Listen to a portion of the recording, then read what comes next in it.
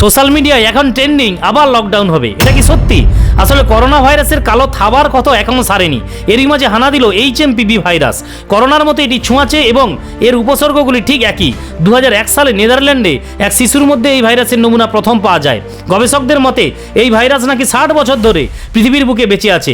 করোনার মতোই বর্তমানে চীনে এই ভাইরাসের প্রভাব বেশি পড়েছে। এখন চীনে এই ভাইরাসে আক্রান্তের সংখ্যা কয়েক হাজারেরও বেশি। চীন ছাড়াও ইংল্যান্ড, অস্ট্রেলিয়া, কানাডা, আমেরিকা ও ফিনল্যান্ডে এই ভাইরাস হানা দিয়েছে। তবে ভারতে এর প্রভাব অনেকটাই কম। এখনও পর্যন্ত ভারতে মোট 5টি রাজ্যে 8 জনের মধ্যে এই ভাইরাসের নমুনা পাওয়া গেছে। এর মধ্যে মহারাষ্ট্র ও কর্ণাটকে 2 জন, গুজরাটে 1 জন, পশ্চিমবঙ্গে 1 জন, তামিলনাড়ুতে 1 জন। এরা সবাই কম বয়সী শিশু। বিশেষত যাদের রোগ প্রতিরোধ ক্ষমতা কম তারাই এই ভাইরাসে বেশি আক্রান্ত হচ্ছে।